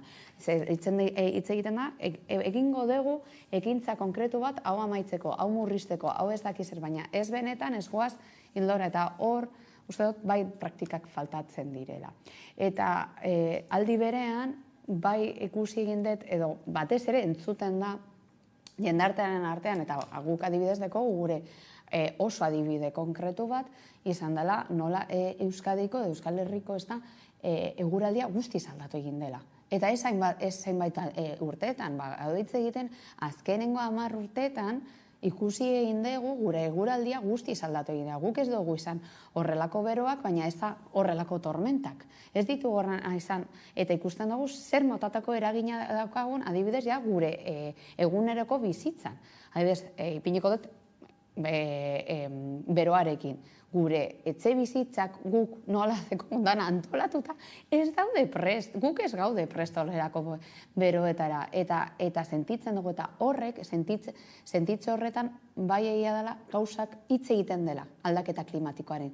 Eta nik bai ikusten dut, jendartean artean, hori gutxienez gero eta barneratuago dekotela, ez hainbeste zen, eta lehen hitz egiten zen, aldaketa klimatikoari buruzen, zerbait oso abstrakta dena. Bai, bueno, en el polo norte esaten genuen, ez da? Hor gertatzen den zerbait, eta bai, joaten dela, ez ikusten ari gara gure herrialdean gauzak asko aldatu egin dela, eta horrek, igual bai horrek aldaketa bat eragin aldezake baitare gure ohituretan, eta pentsatea beste modu batzuk egiteko.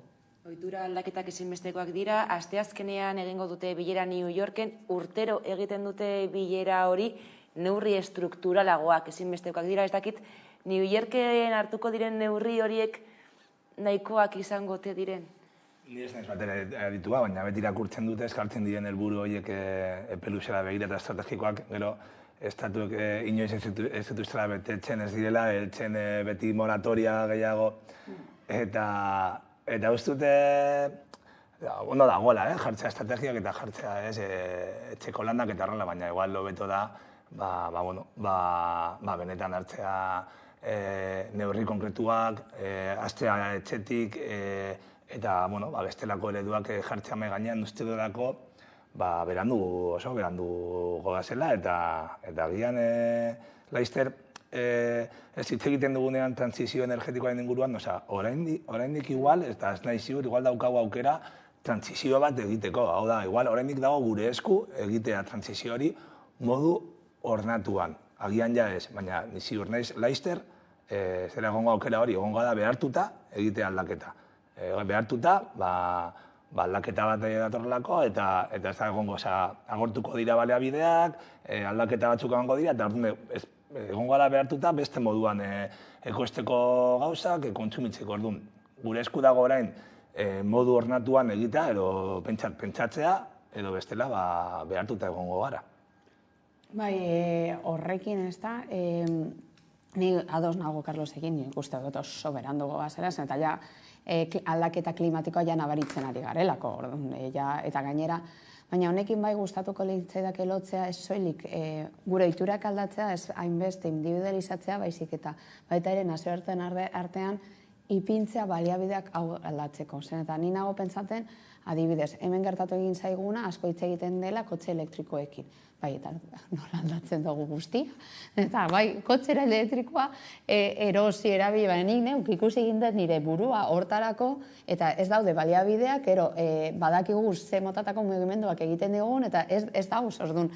Hori ja, gure herrialdean, baina ni hau traslatzeratzen adin badot Afrika mailara, Asiara adibidez, edo Latinoamerikara, daukaten egoeraz daude, baliabide nahikorik hau benetan aldatzeko. Eta egin diren kontsumo mailak eta txertatu egin diren kontsumoak eta dependentziak baita ere, batez ere mendebaldeko herrialdeekin horrezagaitik logikoa da, adibidez, Nueva York batean, mendebaldeko herrialde batean, non ez dauka zer ikusirik, zer gertatzen den Asian, etxetatzea horrelako helburuak.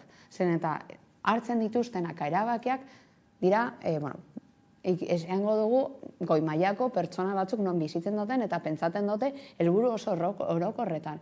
Baina hau gero, benetan gero txertatzea herrialde bakoitzeko oso zaila da. Eta jadanik gaude, hitz egiten 2023an gaude, orduan, jadanik hainbat gauzak aldatzea oso berandu gaude, hori nik uste dut denok dakigula, zer egin aldezako da gaixotasun bat modun, ez da, murriztea pixka bat edo geldotzea, aldaketa hain masibo horretan. Baina horretarako eta nago hitz egiten geldotzeari buruz, ez inondiko gauzak aldaketa, eta jadanik jadekogu. Baina horretarako aldaketak izan behar dira. Horrezagatik ipintzen nahi supernegatibo, en plan, bai, hau izango da munduaren azkena, baina gero betiko horatzen dut nire.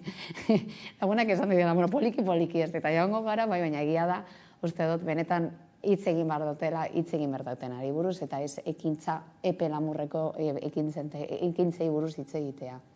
Bestelako gai bati helduko diogu orain, izan ere lan gatazke, izan ere gaur epaiketa izan dute Gasteizen, 3 pertsona epaitu dituzte, Batekzeko lan gatazken arira, 3 herritarri epaitu dituzte, mobilizazio batean parte hartu zutelako eta desorden publikoa egozten diete, korte bat jarriko dugu eta oraintze helduko diogu gaiari.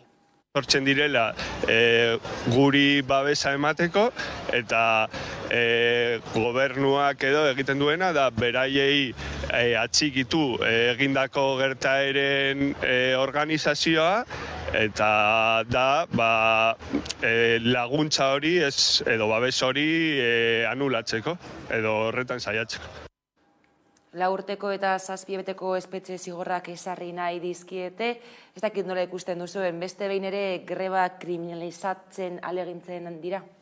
Zalantza barik, baina nik uste dute herri honetan erakutsi dugu edo sindikatuak erakutsi dute, greba dela daukagun tresna bakarra gure lan baldintzak defendatzeko eta gure eskubideak errespetatzeko, eta baina Tubacex bada horren adibide bat, hori enpresak hartu nahi zituen neurri batzuk eta bakarrik gelditu ziren borrokaren bitartez. Eta gainera gero,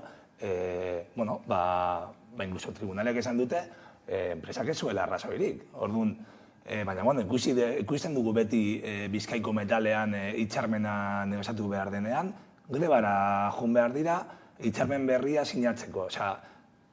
Bakarrik lortu aldira lan eskubideak borrokaren bitartez. Eta hori, haiek dakiten ez oso ondo, egiten dutena da, justo borroka eredu hori kriminalizatu.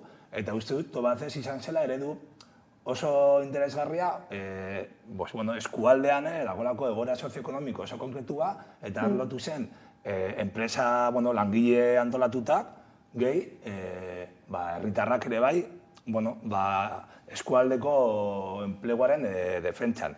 Eta horregatik orain daude pairatzen olako represioa.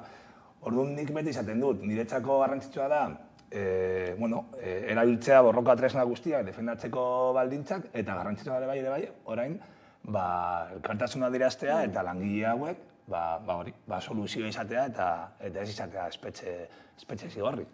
Grebak azkenean oso erreminta funtsezkoak dira, lan baldintza duinagoak lortzeko, baina bidez Urkulluk ostegunean adierazi zuen, ez zuela ulertzen nola Araba, Bizkaia eta Gipuzkoan den estatu mailako lurralderik greba gehien egiten duten lurraldea, eta zentzu berdinean langileek soldata altuenak dituzten. Nik ere, ez dut, hainbat gauza ulertzen berarengan eta bere alderdiarengan, eta hemen gaude, ez da.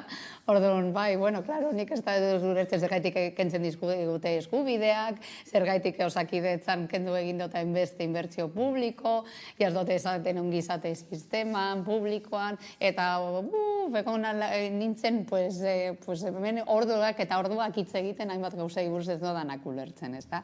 Ondo egongo legoke, ez da?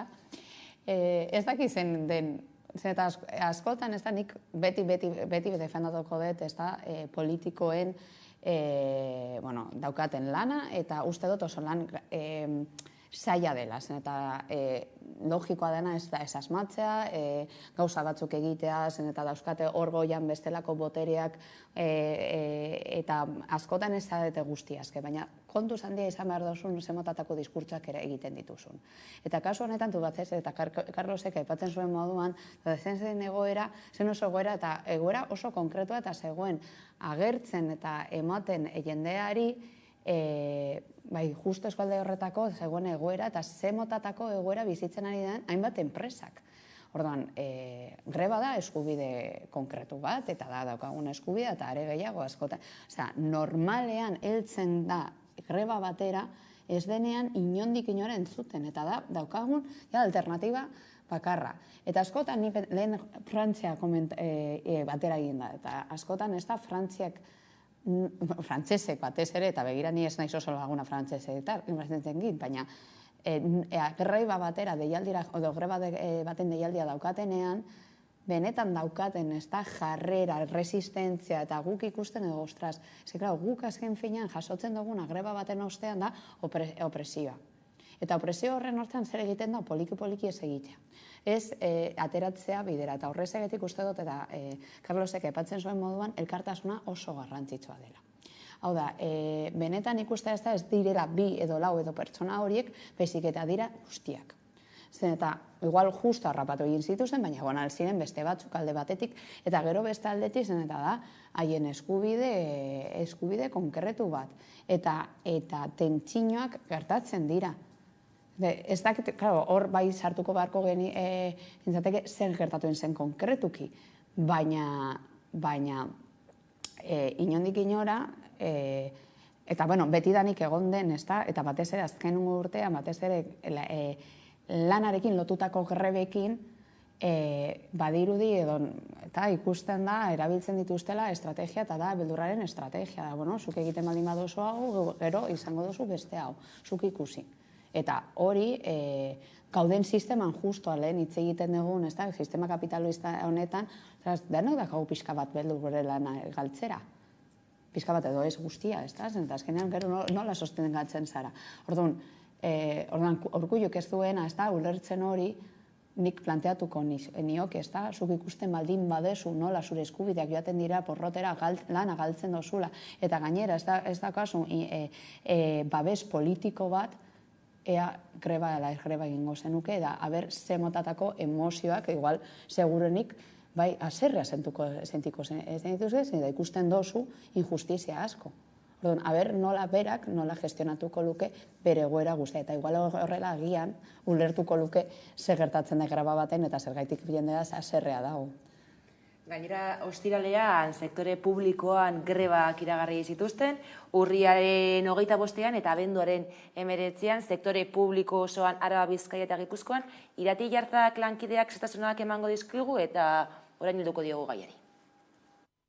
Bai, ala da, bi greba egun deitu dituzte sindikatuek, 150.000 langile daude deituta grebara.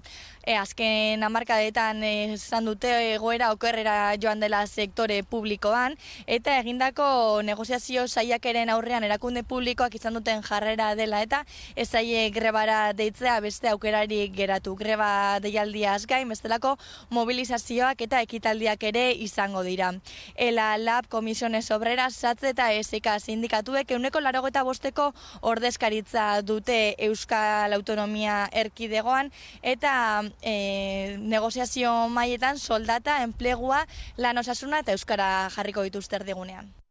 Negoziazio saiakerek porrot egin dutela ikusita, grebara jotzea ezinbestekotzat hartu dute, eta hala egin dute, gainera badira langile asko, 150 langilek grebara joko dute negoziazioek porrot egin dutelako. Bai, niztot gainera, eskumaren aldetik, eta, EAJak, edo Urkullok ere ariazten dira, baina ez bakarrik Urkullo, orokorrean, horrelako adierazpenak ez, eta negoziaziorako gaitasun falta, adibidea, etengabea, lehenengo beti arazoa ez dagoela, beti diskutatzen dute arazoa. Ez dut ulertzen zergatik dagoen greba, ez dut ulertzen zergatik, edo arazoa ez estatzen. Osakidetzan ez dago murrizketarik, ez dago... Lehenengoa da, arazoa ez estatu. Gero ez ulertzea zergatik jendea mobilizatzen den, eta gainera, ez dira esan duena. Grebara jutzea, bada erabaki pertsonal eta politiko potentea. Ez da bakarrik galtzea soldata. Da ere bai, egon aldirela ere bai errepresioa etortzen dela, ez du bazeseko kasua, maizik eta errepresio zuzen ere bai, lanpostuetan, patroia, langilearen harreman boterea dagoelako orduan, erabaki horiek hartzen direnean, benetan da dagoelako arazo bat. Eta ez ulertzea hori, eta ez ulertzea herri honetan agian dauden lan baldintzak direla pizkat hobeagoak, sindikatu konkretu batzu ditugulako eta langile borroka egon delako, bada ez ulertzea ezer lan harremanetaz. Eta uste dut, sektore publikoan hori, 150.000 pertsona erabakitzen dutenean, edo juten direnean greba batera, lehenengo azalketa egin behar dela, behintzat, gobernuan dagoen alderritik da, ez daukago gaitasuna negoziatzeko beste lekuetan, eta usten diogun bide bakarra da, grebara jutzea. Orduan, izango dugun udazkena da, urriaren 25ean greba, azaroaren 30ean dago greba feminista, abenduaren 19ean egongo da beste greba bat, bada ere, pentsatzeko, eta uste dute EAJak egin behar duela gogoeta sakon bat, zen nolako politikak jarri dituen martxan, eta zen den egoera, eta uste dut, sektore publikoaren egoera tamalgarria da, eta hori begibistan uste dut guztiok ikusten dugula, jasotzen ditugunan zerbitzuan zeintzu diren dauden egoera. Markatzen ari diren bultzadak oso argi dago, ez da? Carlosek aipatzen zuen, ez da? Ikusi egin dugu azkenengo urteetan batez ere enpresa pribatuetik, batez ere hainbat enpresa pribatuen aldetik, ze motatako egoeretan utzi egin dute, ez egotea babes politiko bat, ez egotea bestelako baldintzarik, eta orain, poliki-poliki, aldi berean, ez da, inbertsio publikoan, gutxiestu egin dira baliabideak asko. Ni justo gaur goizean, ez da, nengoen klaseak emoten, eta geuden hitz egiten adibidez gure gizarte zerbitzuen legeari buruz, eta da 2008koa. Eta niri ikaslei bota egin diet, ez da? Zenbat urte zen dituzten zuek 2008. Eta, ia gehienak zeuskaten 7, 6, 5. Orduan, horri buruz, eta galdetu egin diet, ez da, zuzenean. Nola ikusten duzue oraindik ere mantentzea horrelako lege bat eta zenbatatako aldaketak ikusi egin dituzue. Eta haiek esaten zidaten, ez da, sostengatzea hau da ezinezkoa zen eta hainbat gauza ez dira sartu. Eta nik uste dut, adibide oso konkretu bat ze gertatu egin dan, ez da, sistema publiko horretan. Gauzak ez dira aldatu, ez dira berriztu, eta gainera gutxitu egin dira hainbat inbertsio publiko.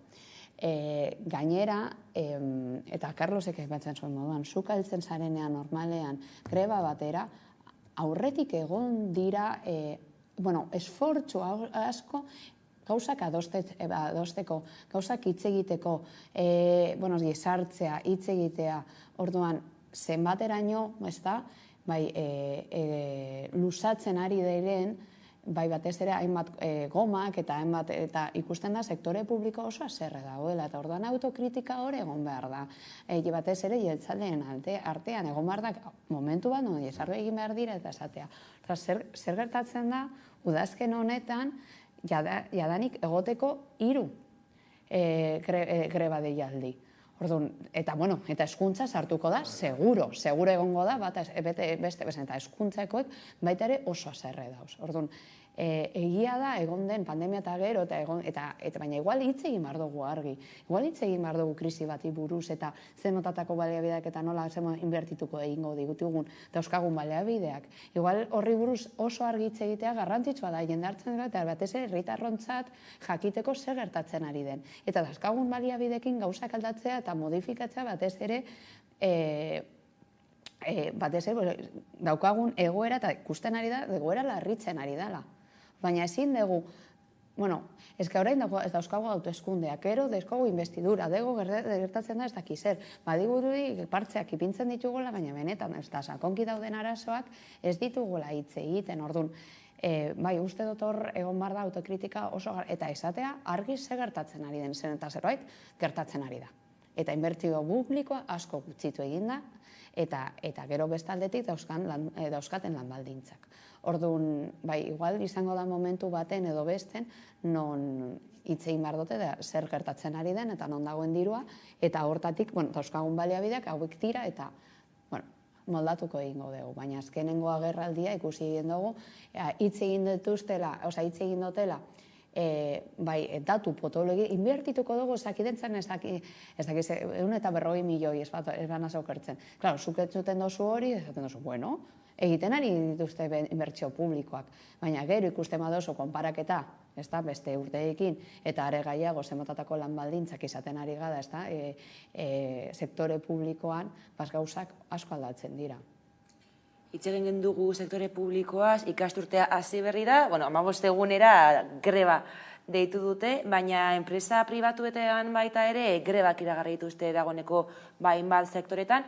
Horren adibide bat da, mekanerreko langileek grebara deitu dute irailaren 21erako, izan ere enpresak fabrikaren itziera iragarri du eta erabaki horrek 154 langile kale gorrian ustea eragingo du. Korte bat jarriko dugu eta orain helduko digu gaiari. Gaur egun, langileak danak batera gaude, argi daukagu borroka egin behar dugula Mekaner aurrera eramateko, oso lan zaila, denon laguntza behar izango dugu.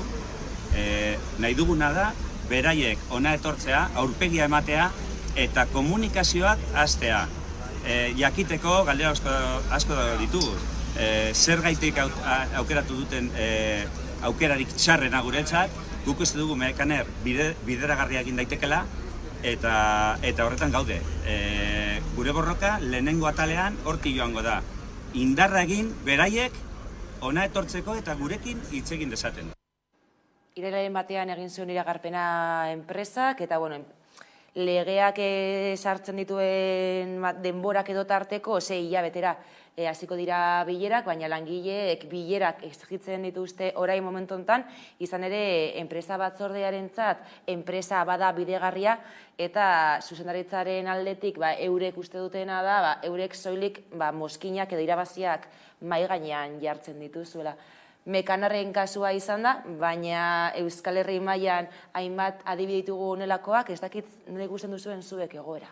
Justo lehen aipatzen nuen, enpresa pribatuen egoera eta egoera konkretua, eta horre gondatu batzek, segongo dira, eta daude adibidez nik eskerraldekoa naz, eta hor egon diren egoerak, nik ikusi egin ditut grebak eta ateratzea, eta batez ere hor gertatzen den, eta da Carlosek lehen aipatzen zuen, zen motatako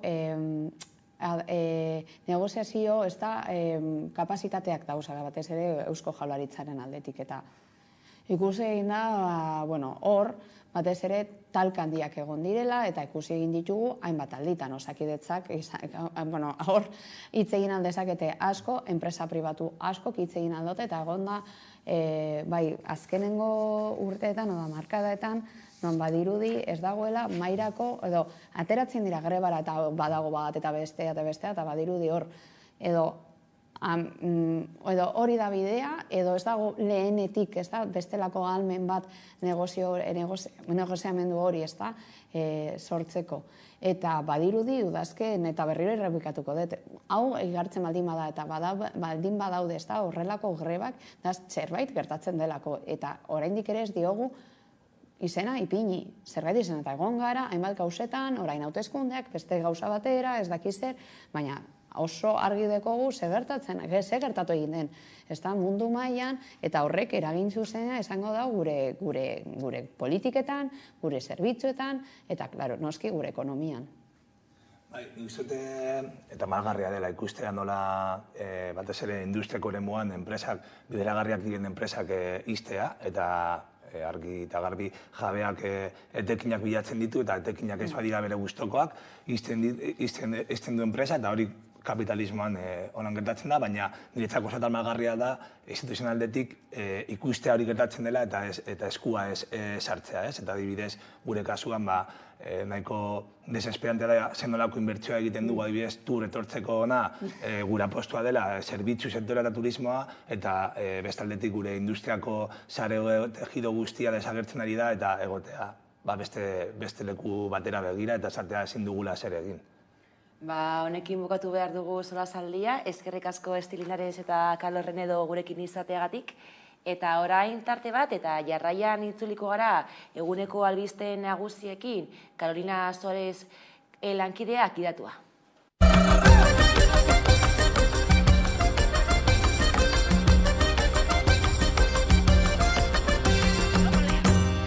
Saioari edo pixkat izenburu bat bilatu nahian, amatasunaren boterera aldatzaia edo jarri dugu. Alduntze eta eraldaketarako aukera gisa bizi du amatasuna, Lorea Luzea Diazek.